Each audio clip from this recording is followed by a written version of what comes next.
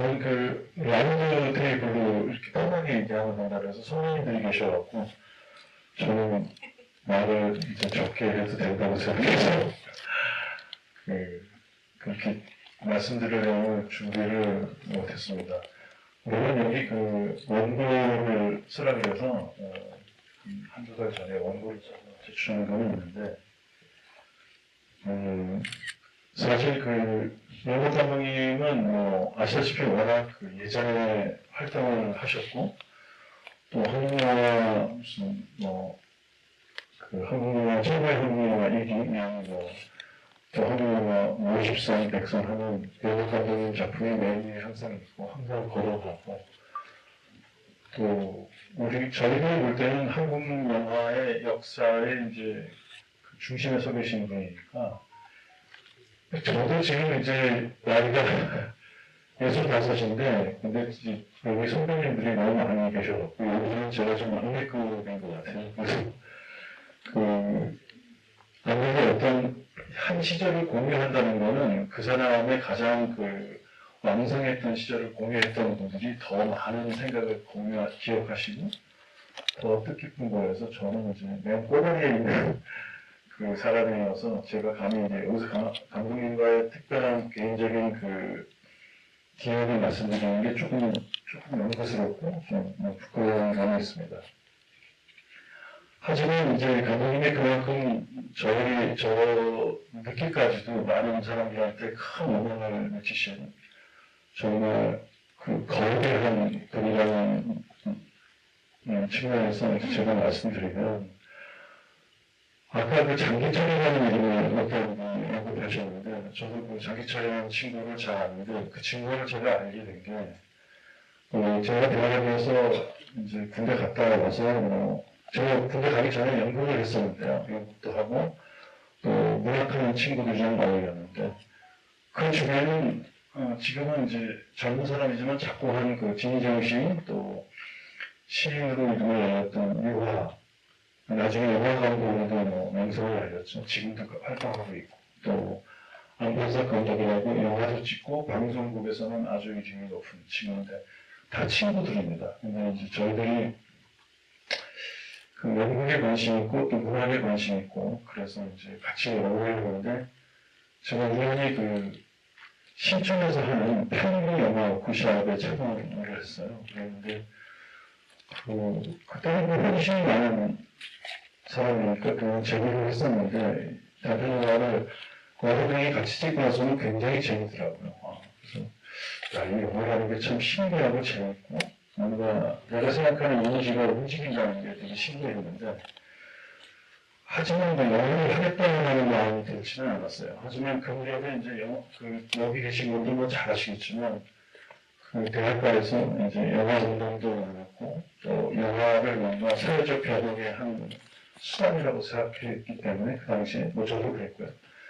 그래서 많은 단편 영화들이 만들어지고 했는데 그 단편 영화들을 같이 보면서 저 마음속으로는 우리가 뜻은 참 높은데 우리가 만드는 영화들은 좀 재미가 없고 경계가 없다 이런 생각을 사실 속으로 했어요.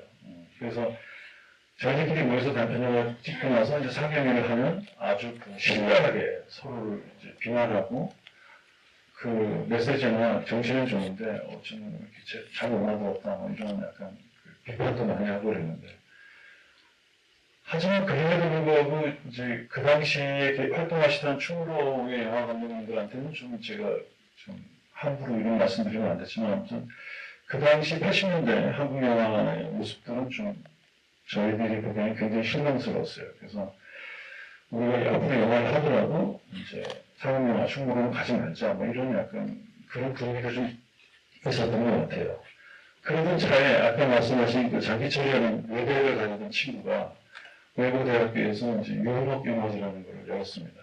그래서 저도 그 소식을 듣고 이제 저희 동료들하고 같이 보러 갔는데 그때 저희가 처음 본 게 이제 워낙 유명한 작품이라서 오발탄을 봤어요.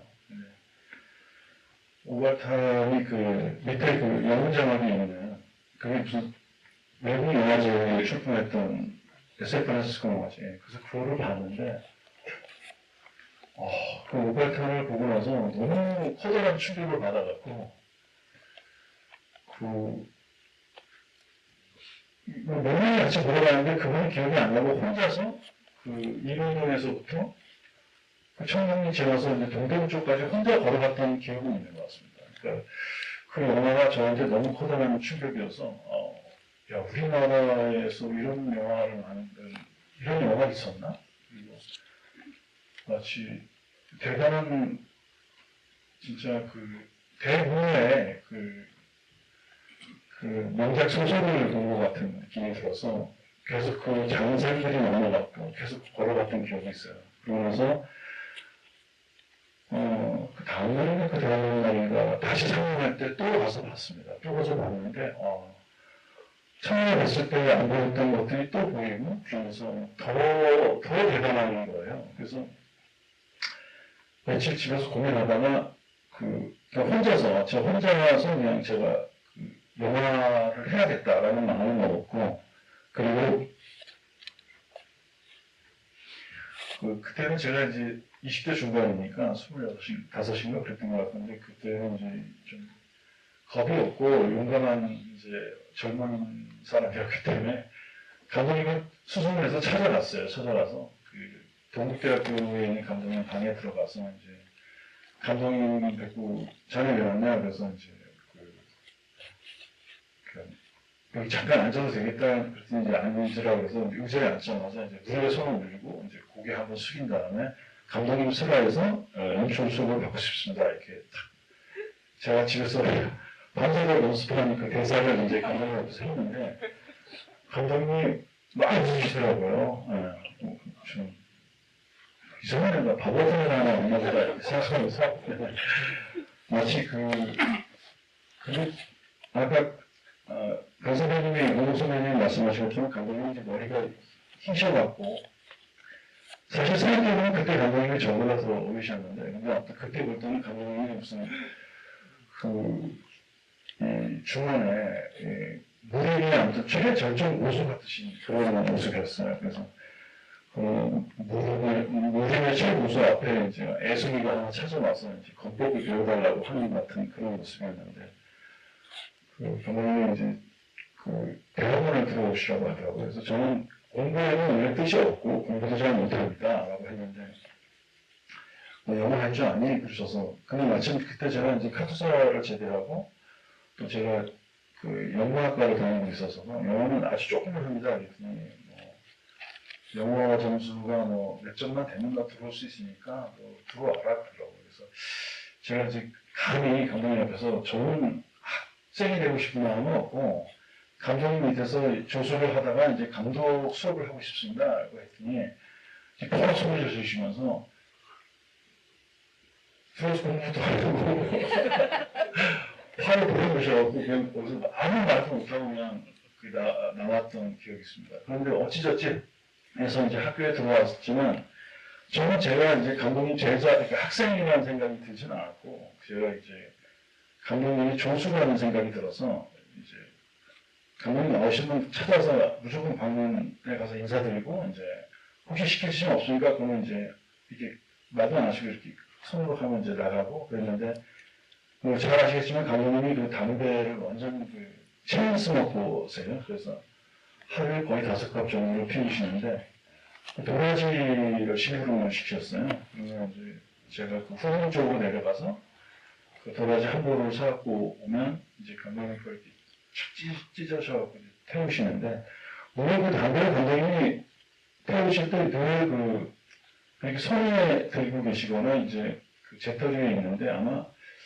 연기로 그냥 날아가는 게 한 3분의 1은 됐던 것 같아요. 하지만 항상 이제 이렇게 담배를 피우시는 그 모습이 아주 눈에 선 사람입니다.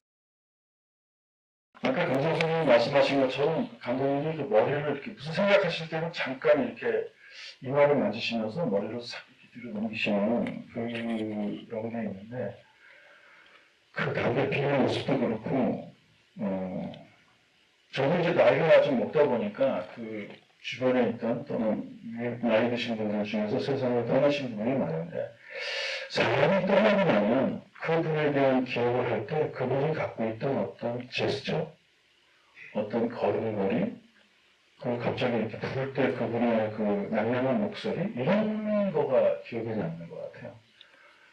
근데 감독님은, 아까 강 선배님이 말씀하실 때 그 모래에 옮기시던 이거를 이렇게 뒤로 쓱 옮기신 그 모습이, 그 모습을 떠올릴 때는 감독님이 바로 앞에 계신 것 같아요. 그리고 담배를 이렇게 탁, 이게 탁, 이게 턱을 좀 치켜들고 담배를 연기를 뿜으시는 모습도 떠오르고, 그래서, 그런 감독님의 어떤 모습이 떠오를 때는 감독님이 이제, 굉장히 생생하게 떠오르고 그럽니다. 그리고 이 감독님이 좀 다른, 제가 그 외에도, 저 자신도 잠깐 동안 어느 학교에서 학생들을 가르치고 그런 적도 있었는데, 감독님이 저한테 가르쳐 주신 공부 중에서 제일 큰 도움이 되고, 지금도 저한테 이제 제가 영화를 만드는데 가장 그 큰 밑거름이 되는 감독님이 처음에 이제 영화 공부를 하려면 어떻게 해야 돼요? 영화를 막 그러시더라고요.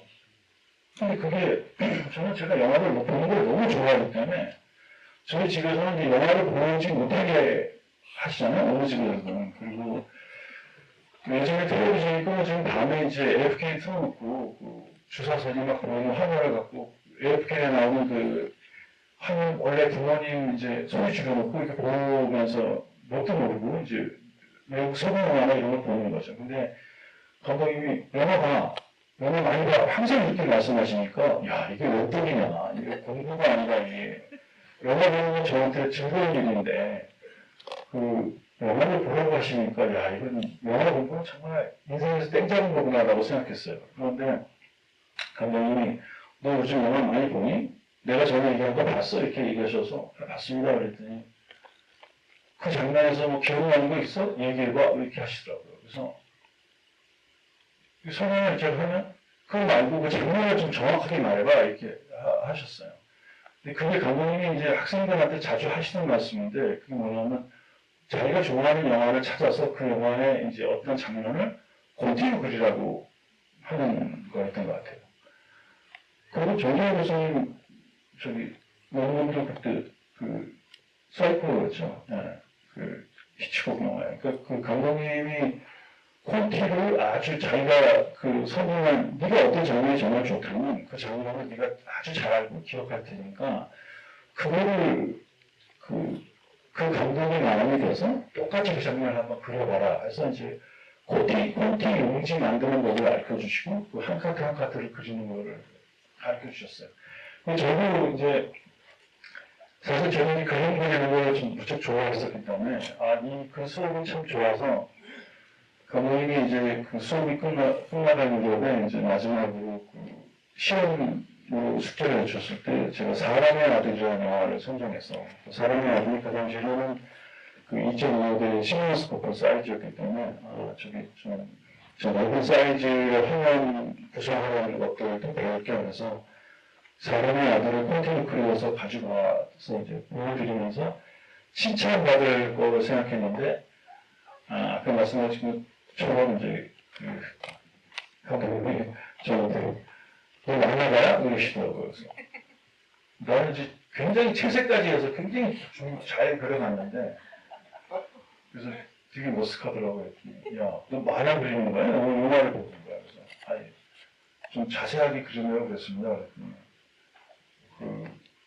콘티는 그 장면의 설계를 갖다가 이렇게 보는 거지. 네가 이렇게 자세하게 이렇게 그리는 동안에 네가 더 많은 쇼트를 보고 또 다른 영화를 볼 수 있는 시간이 없잖아. 그러시더라고요. 근데 좀 억울한 게 감독님이 그림을 잘 그리세요.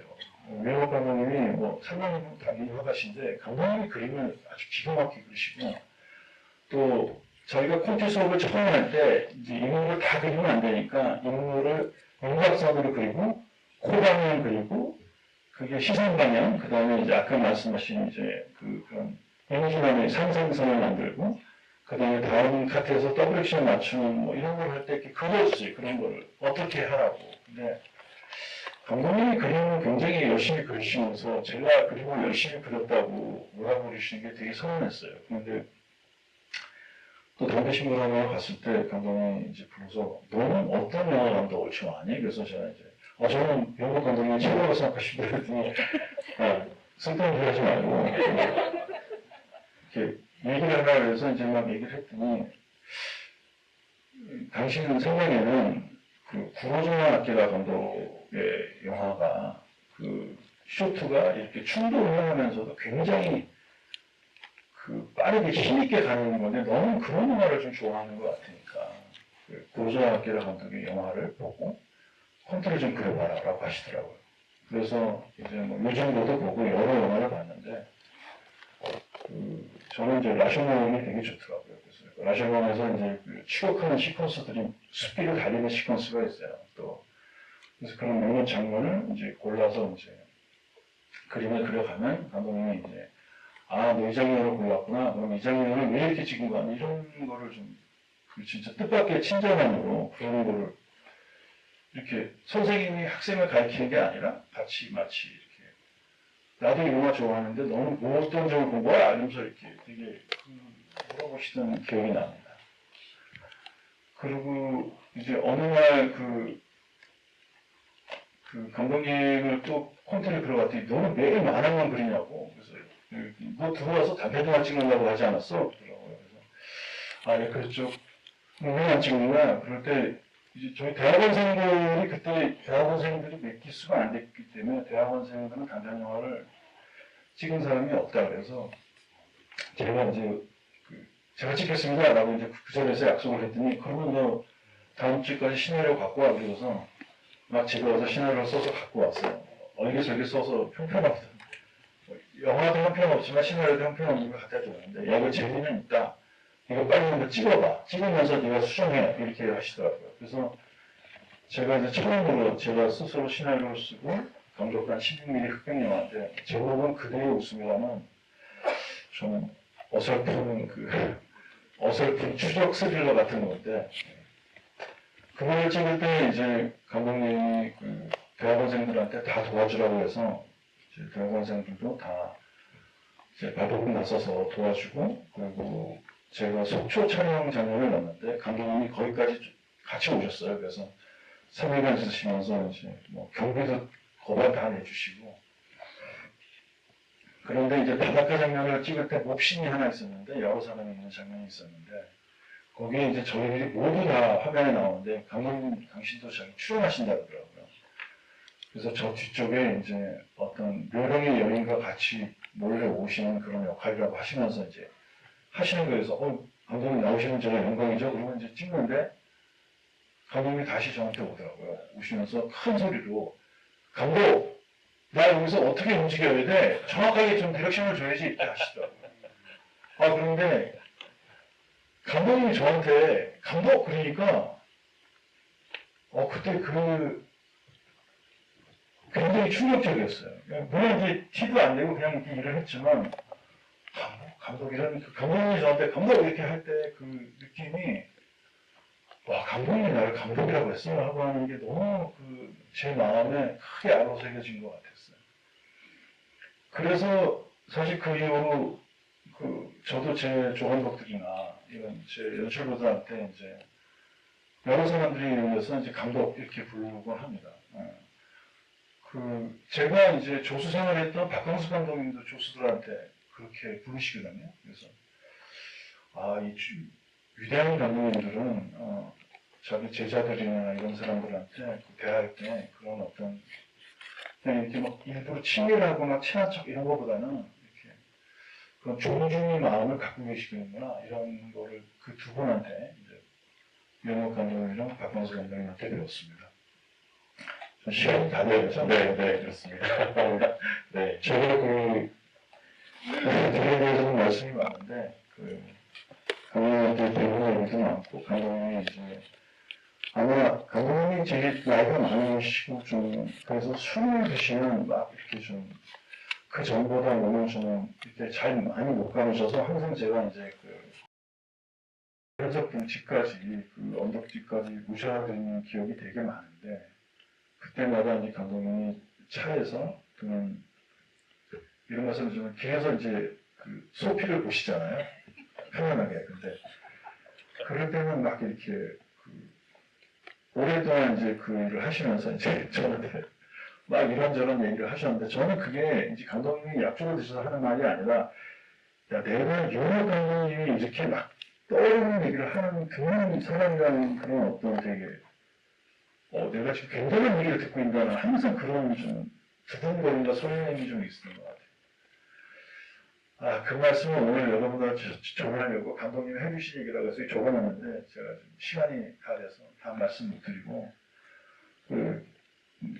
마지막으로 아프실 때 이제 일산에 호주 사실 때 일산 동태병원에 가서 갔는데 감독님이 너 왜 안 와? 그래서 이제 가서 인사 갔더니 감독님이 그 냉면 먹으러 가자고 그러셔서 병원에서 어렵게 허락을 맡아갖고 휠체어 감독님 이제 타시고 제 차에다 이렇게 해서 냉면 먹었던 기억이 있는데 그게 이제 감독님 마지막 된 날이었어요. 근데 그때 이제 감독님 편찮으시고 또 병원에서 허락을 받고 뛰어다니고 이제 이렇게 부축해서 내려오고 또 차에 타게 하시고 이렇게 하느라고 제가 그날 감독님 만나면 하려고 했던 얘기를 못한 말이 있어요. 근데 그러고 나서 그 병실에서 백구지 냉면집 갔고 나서 이제 못 뵀어요. 그리고 돌아가셨으니까. 근데 제가 그때도 오랜만에 그 병실을 찾는 거여서 감독님 만나면 꼭 드리고 싶었던 게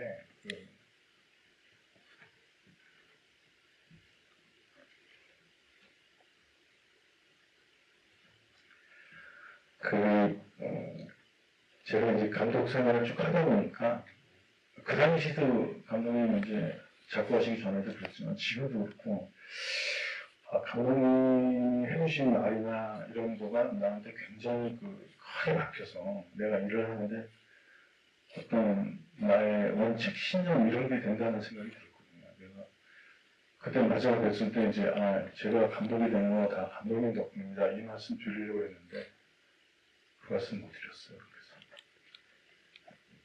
이 책자 끝에다 썼습니다. 네. 이걸 마치겠습니다. 네, 감사합니다.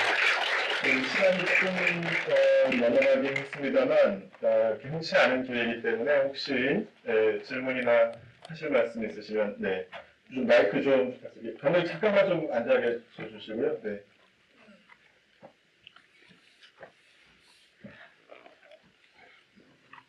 네, 안녕하세요. 김천수 감독님한테 따로 질문을 드린다라기보다 저도 이제 동국대 영문학과에서 감독님 제자로서 70년대 후반에 지도를 받았던 이봉희 감독입니다. 그래서 많은 제자분들이 여기 또 참여하셔서 되게 뜻깊고 좋았던 것 같고요. 특히 또 이번 유영목 100년 기념 회고전이 실험영화, 특히 세미나가 실험영화 정신을 다시 찾아보는 그런 것이 또 상당히 유영목 감독님을 대집해보는 아주 뜻깊은 기회인 것 같아요.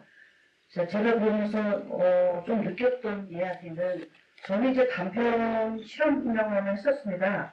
그리고 저 해외 유학도 갔다 실험영화 했었는데 감독님 제아씨에 제가 3학년 때 영화 워크숍을 했을 때 아무도 시나리오를 쓰는 사람이 없었는데 제가 이제 마침 시나리오를 냈어요. 근데 저는 이제 소설 문학을 냈고 저는 이제 지금 문학으로 이미 등단을 한 사람이거든요. 근데 그 당시에는 소설반을 한 문학 어떤 소녀인 상태에서 시적인 제 스타일을 썼는데 이건 시대법이다. 그리고 아방가르드 스타일이다. 넌 좀 잘못 태어났다. 유럽에서 태어났어야 되는데 그런 말씀을 하신 게 기억이 나고요. 그러면서 바로 이제 유 감독님이 끌어나가셨던 한국 소설영화 동호회를 또 창립하시고 그리고 나서 제가 거기에 또 한국에서 같이 또 활동을 좀 했었고 시나리오도 발표하고 또 동서영화 동호회 그다음 동서영화 연구회를 바뀌었죠. 거기에서 제가 또 창립 멤버로 또 사무차장으로 그다음에 편집 그리고 변희 선생님 그때 지도에 편집도 기자도 하고 시나리오도 회고에 발표했고 제가 지금도 저희 방에 지금 이사갈 때 찾을 수 있는데 박스에 보면은 동서영화 회고가 있습니다. 나중에 그것도 다시 찾아서 이렇게 공유할 수 있는 기회가 있으면 보여드리고 싶고요. 제가 마지막으로 또 말씀을 좀 드리고 싶은 거 뭐냐면 아까 정광 교수님도 열심히 유강교님에게 실험영화 정신 얘기하시고 또 이제 강소구 우리 또 후배님 그다음에 우리 김선수 감독님 좋은 얘기 해주셨는데요.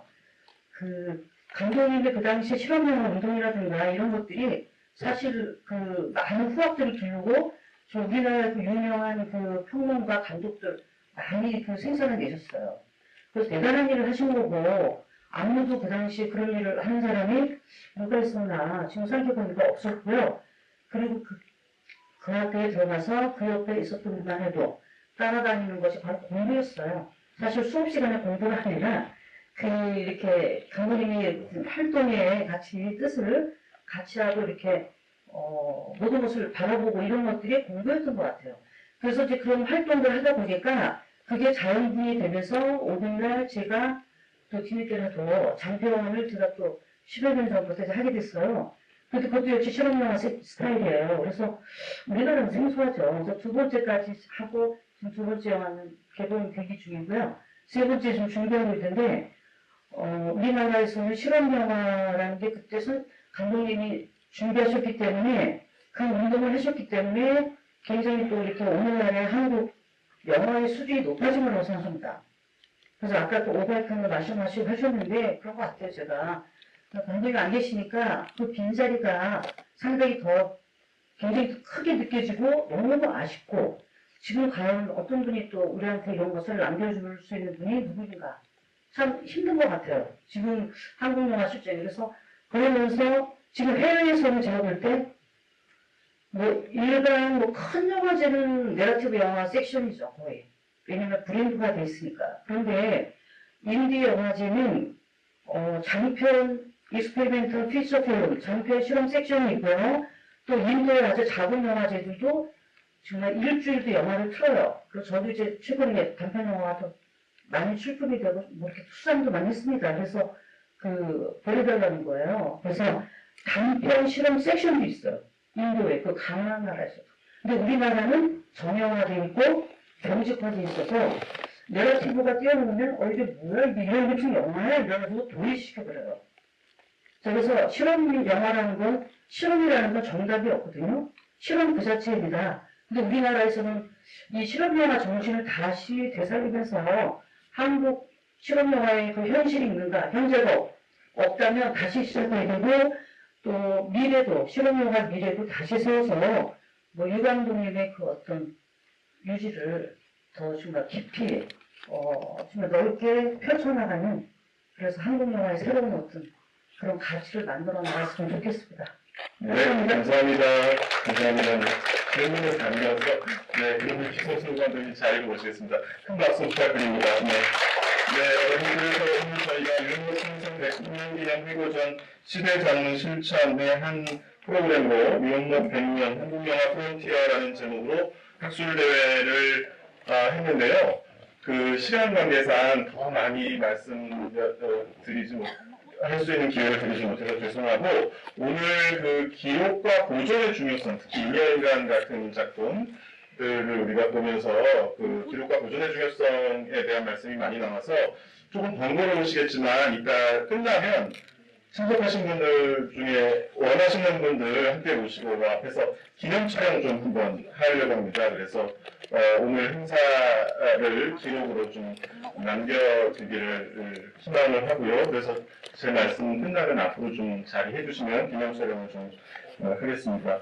오늘 여러 가지 키워드들이 나왔습니다만 지난 이현목 감독의 100년을 돌아보면 공간, 종교, 현실, 실존, 신앙 이런 여러 가지 키워드들이 나왔습니다. 그리고 또 에피소드에 이르기까지 다양한 말씀들을 해주셨는데 역시 20세기 후반의 한국 영화를 이끌어 오셨던 말 그대로 프론티어 이셨다고 생각이 듭니다. 류현목이 있었기에 지난 한국 영화 100년이 있었고 또 앞으로 한국 영화 100년이 또 이어져 갈 것이라고 생각이 들고요. 그 2025년도에 우리가 이렇게 류현목 탄생 100주년 기념식을 했지만 류현목의 정신은 계속해서 흐르지 않을까 싶습니다. 2026년은 류현목 감독님의 데뷔작인 교차로가 나온 지 70주년이 된 해고요. 2029년은 유영목 감독님 서거하신 지 20주년이 되는 해고요. 2031년은 오발탄 70주년이 되는 해고요. 2035년은 다시 탄생 110주년이 되는 해입니다. 그래서 유영목의 시간은 앞으로도 계속 흐를 것이라고 생각합니다. 오늘 우리 이 행사를 마련했던 유영목 감독 탄생 100년 기념 사업추진위원회, 한국영상자료원, 영화전당, 한국영화협회, 한국영화감독협회, 한국영화학회, 영화진흥위원회가 앞으로도 이런 유영목의 프론티어 정신을 계속해서 계승하고 또 혁신해 갈 수 있기를 바라는 마음입니다. 네, 이렇게 해서 오늘 그 학술대회를 마치겠습니다. 조금 번거로우시더라도 제가 기념 촬영을 좀 하겠습니다.